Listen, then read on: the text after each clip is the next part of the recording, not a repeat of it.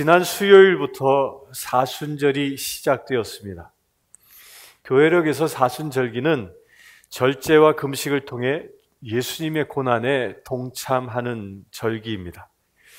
이 고난 기간은 예수님이 40일간 금식하며 공생애를 준비하신 것을 기념하고, 마지막 주간에는 성주간이 이어져서 예수님의 고난 받으심을 기념하는 절기입니다.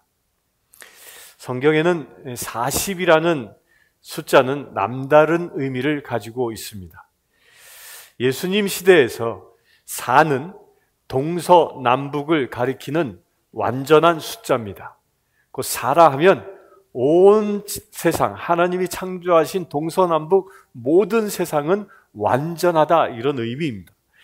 또한 10 또한 9가 채워졌기 때문에 완전하다, 그러니까 모자란 것이 하나 더 채워져서 완전한 숫자가 되었다라는 것이 10입니다. 곧 이 4와 10을 곱한 숫자가 40입니다. 곧 완벽한 숫자라는 그런 뜻입니다. 그래서 성경에는 이 40이라는 숫자가 아주 중요하게 사용됩니다. 노아의 홍수가 며칠간 기록되어졌죠? 40일간이었습니다. 모세가 시나이산에서 하나님과 대면한 날짜가 얼마간이었지요? 40일간이었습니다. 이스라엘이 출애굽하여 광야에서 산 기간이 몇 년이었죠? 40년이었습니다. 이것을 따라서 훗날 교회는 순환과 부활의 준비 기간으로 사순절을 제정했습니다. 그래야 이 사순절 기간도 이 구약의 40일 사상을 받아들여 정하게 됩니다. 그런데 이 사순절기는요, 40일이 아니라 46일입니다. 그 이유는 사순절 기간에 있는 6번의 주일이 더해졌기 때문입니다. 주일은 예수님의 부활을 기념하는 날이기에 사순절의 고난의 기간에서는 제외되는 것입니다. 오늘 본문에서 예수님은 광야에서 40일간 금식 기도를 하십니다.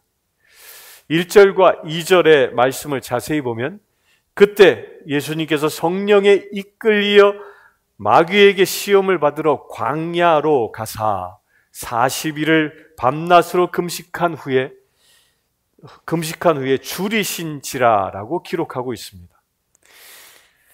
예수님이 세례를 받으시고 그 다음 행보를 기록한 구절입니다. 그런데 여기서 예수님이 광야에 가신 이유가 무엇입니까? 우리는 보통 예수님이 광야에서 40일 금식 기도하시기 위하여 가셨다고 생각합니다. 그런데 본문을 자세히 보면요, 마귀에게 시험 받으러 광야로 가사라고 기록하고 있습니다. 그것도 성령께서 이끄셨다고 말씀하십니다. 이 말씀을 다시 정리하면 성령님이 예수님을 광야로 이끄셨습니다. 그런데 그 목적이 마귀에게 시험을 받게 하기 위함이었습니다. 그 시험은 예수님은 금식으로 대응하셨습니다. 여기서 몇 가지 의문이 있습니다. 첫 번째 의문입니다. 인간이라면 당연히 마귀의 시험을 받지만 어떻게 하나님의 아들이 시험을 받으신다는 말입니까? 그 대답은 아주 간단합니다. 예수님이 세례를 받으신 이유가 자신의 죄 때문이 아니라 인간의 죄 때문이었던 것처럼 예수님이 시험을 받으신 것도 연약한 인간을 대신하여 받으신 것입니다. 이 시험에는 두 가지 목적이 있습니다. 첫 번째는 예수님은 마귀를 꺾고 승리함으로써 이 땅과 하늘의 진정한 왕이심을 나타내 보여주시기 위함입니다. 우리는 세상을 살아가면서 걱정과 두려움에 사로잡혀 살 때가 많습니다. 이 걱정과 두려움은 아직 일어나지 않은 것을 통해서 옵니다. 왜 미래에 대하여 두려워하십니까? 이는 예수님이 나의 왕되심에 대한 믿음이 없기 때문입니다. 예수님이 나의 왕 되시어 나를 다스리고 계시다는 것을 믿는다면 걱정도 두려움도 사라질 것입니다. 우리를 걱정하게 하고 두려워하게 하는 그 실체는 마귀입니다. 마귀는 일어나지도 않은 일들을 미리 땡겨와 걱정과 두려움에 사로잡히게 하여 현재의 우리의 행복을 빼앗으려 합니다. 사랑하는 성도 여러분, 혹시 미래에 대한 걱정과 두려움이 있으십니까? 그렇다면 담대하게 떨쳐버리시기를 주의 이름으로 축원합니다. 우리의 미래는 우리의 왕 되신 예수님이 이끄신다는 믿음으로 무장하시기를 축원합니다. 예수님만이 나를 다스리시는 왕이심을 선포하시기를 축원합니다. 두 번째로 아담과 이브가 겪었던 시험을 예수님은 어떻게 이겨내셨는가를 보여주기 위함입니다. 첫 아담과 이브도 마귀에게 시험을 받았습니다. 둘째 아담이신 예수님도 마귀에게 시험을 받았습니다. 그런데 첫 아담과 이브는 에덴 동산에서 시험을 받습니다. 그곳은 지상에서 가장 아름다운 곳이었습니다. 지상에서 가장 살기 좋은 곳이었습니다. 이런 최고의 조건에서 아담과 하와는 시험을 받고 실패합니다. 그러나 예수님은 인간이 겪을 수 있는 가장 최악의 조건에서 마귀의 시험을 받습니다. 물도 음식도 쉴 공간도 없이 낮에는 뜨거운 햇빛, 밤에는 매서운 추위가 있는 광야에서 둘째 아담이신 예수님은 시험에 승리하십니다. 여기서 우리가 발견할 중요한 의미가 있습니다. 성공과 실패는 좋은 환경이나 나쁜 환경 때문에 결정된 것이 아니라는 것입니다. 환경이 바뀌면 우리가 변하는 것이 아닙니다. 사람이 바뀌어야 환경이 변하는 것입니다.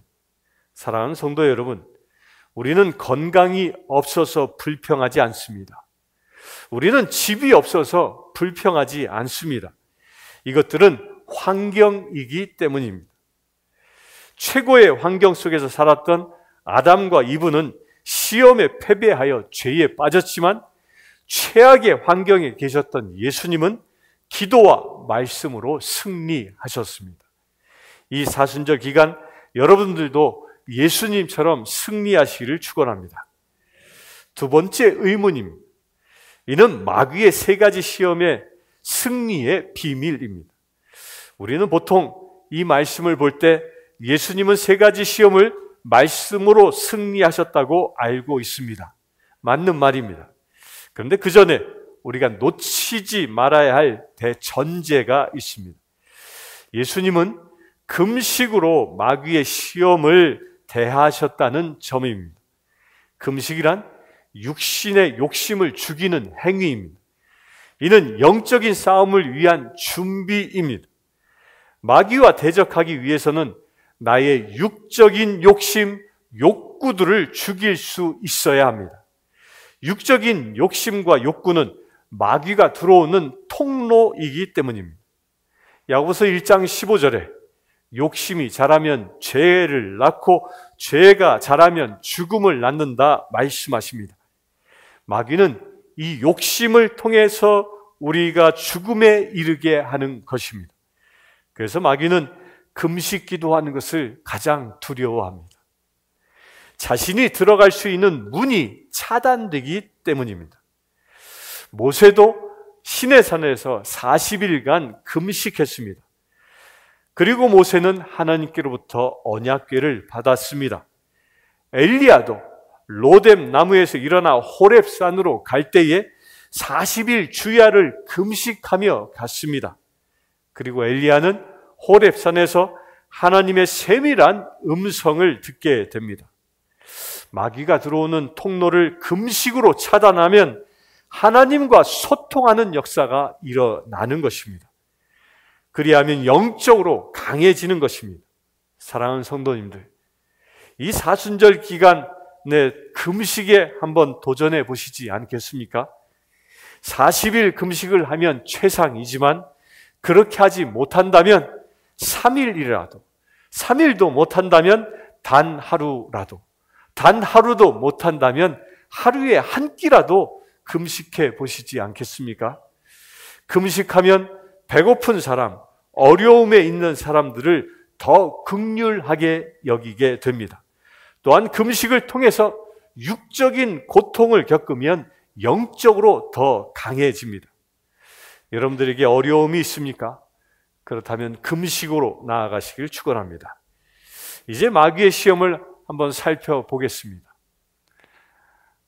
죽어다 깨나도 금식은 못하지 않은 표정을 짓는 분이 계시는데 한번 도전해 보십시오. 큰 은혜가 임할 줄 믿습니다. 첫 번째로 마귀의 시험은 물질적이고 육적인 것을 통하여 행합니다. 마귀가 아담과 이브에게 시험한 것도 먹을 것을 가지고 합니다. 오늘 본문에서도 예수님을 제일 먼저 시험한 것도 먹을 것이었습니다. 내가 만일 하나님의 아들이거든 이 돌들로 떡덩이가 되게 하라. 육적인 생존을 시험하는 첫 번째 조건으로 삼은 것입니다. 우리는 흔히 당신은 먹기 위해 삽니까? 아니면 살기 위해 삽니까? 라는 말을 합니다. 이 질문을 받으면 누구나 나는 살기 위해 먹습니다 라고 말할 것입니다. 그런데 우리의 실제 삶은 어떻습니까? 사는 것이 목적이고 먹는 것이 수단인데 우리는 목적과 수단을 정확히 구분하고 있습니까? 이번 기회에 나를 한번 테스트해 보시기 바랍니다. 지난달 구역회에 참석하신 분들에게 질문합니다. 테스트하는 겁니다.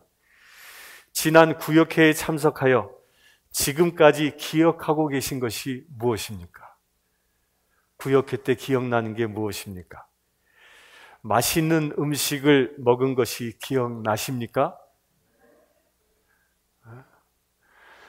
아니면 은혜로운 말씀을 듣고 나눈 내용과 함께 간절하게 기도한 내용이 기억나십니까? 무엇이 기억나십니까? 먹는 것이 목적이었다면 맛있는 음식만 기억날 것입니다.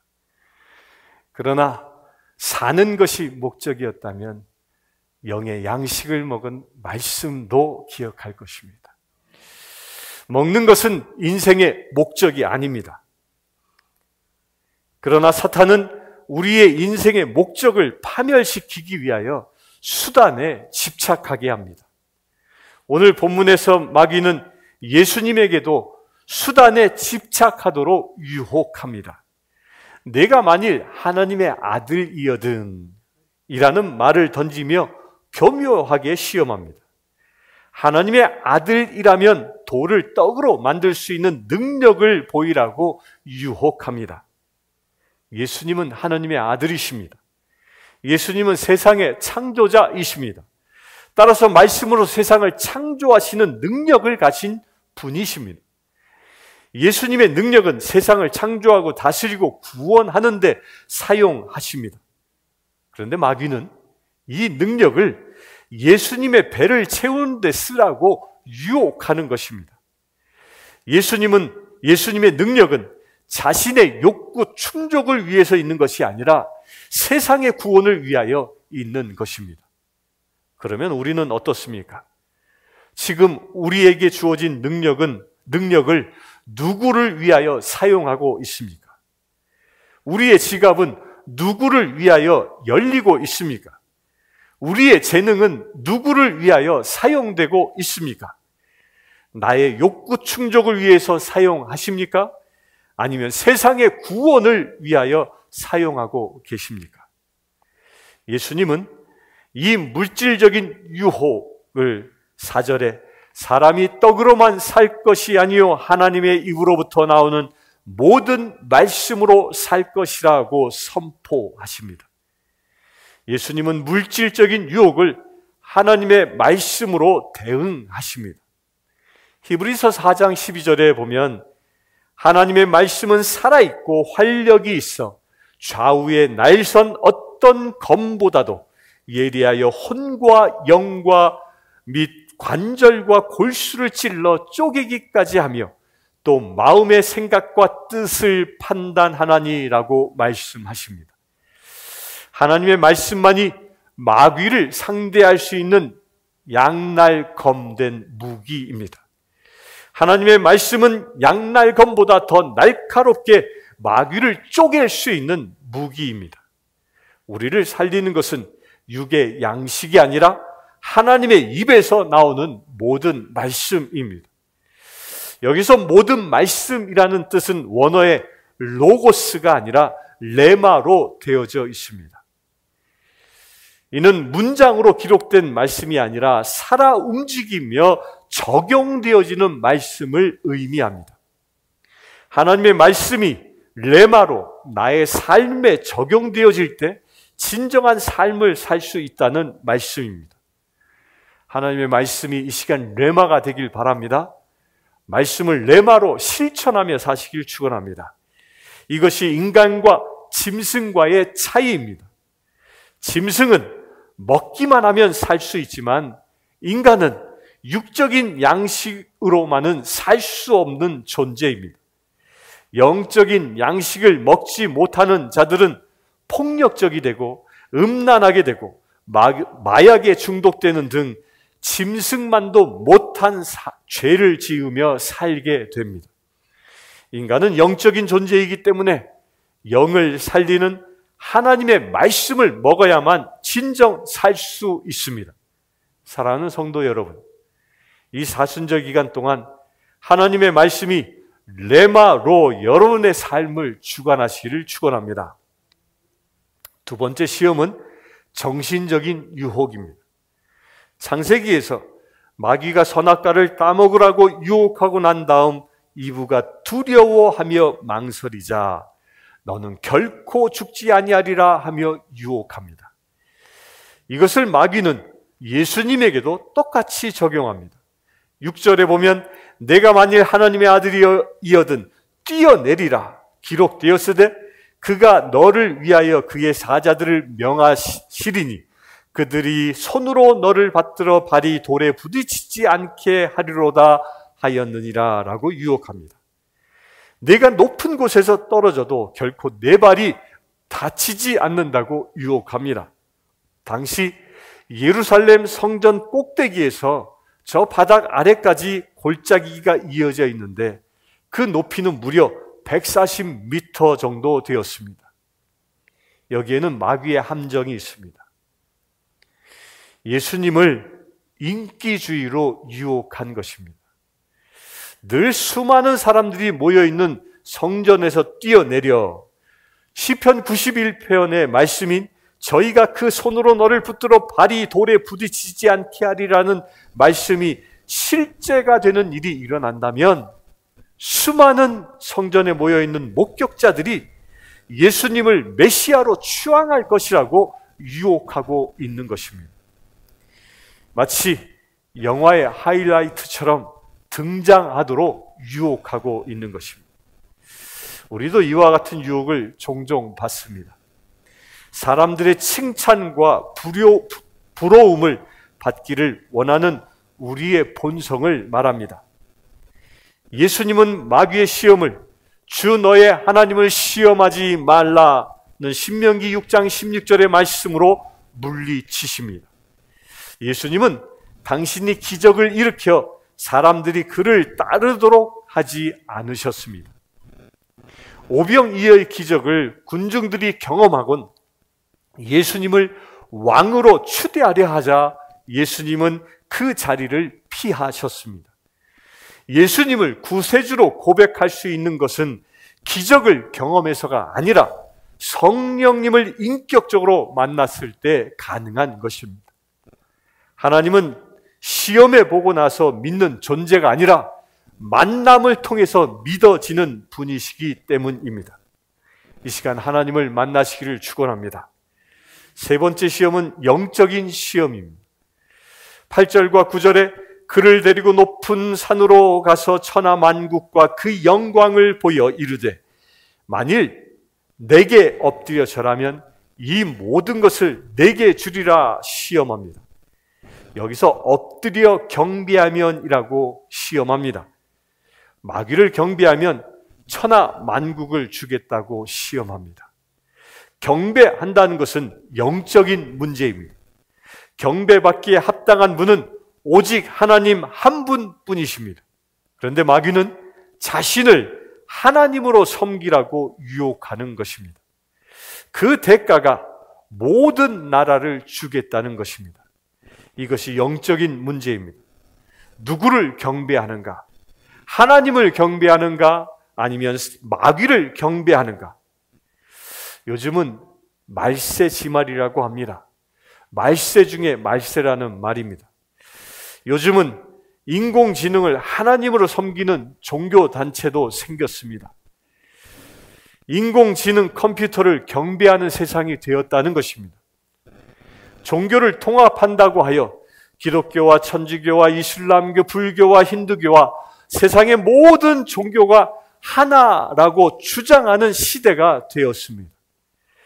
여호와와 알라신과 부처와 온갖 잡신들이 다 하나님이라고 주장하는 그런 시대가 오고 있습니다. 이 영적인 대혼란의 시대가 오고 있는 것입니다. 이런 시대를 예수님은 누가복음 18장 8절에 내가 너희에게 이르노니 속히 그 원한을 풀어주시리라. 그러나 인자가 올 때에 세상에서 믿음을 보겠느냐 하시니라 라고 말씀하십니다. 말세가 되면 적그리스도가 세상에 출현한다고 계시록은 예언하고 있습니다. 이 적그리스도는 마귀를 경배하여 세상을 얻은 자입니다. 적그리스도는 하나님을 대적하며 세상을 지배할 것입니다. 이 마지막 시대에 영적으로 깨어 있으시길 축원합니다. 예수님은 이 영적인 유혹을 이렇게 대처합니다. 10절에 보면 사탄아 물러가라 기록하였을때 주 너의 하나님께 경배하고 다만 그를 섬기라 하였느니라고 말씀하셨습니다. 예수님은 영적인 유혹을 단호하게 거절하십니다. 이로의 타협도 하지 않습니다. 단호하게 대적하십니다. 사랑하는 성도 여러분, 하나님보다 예수님보다 성령님보다 높이 여기며 살고 있는 그 무엇이 혹여 있습니까?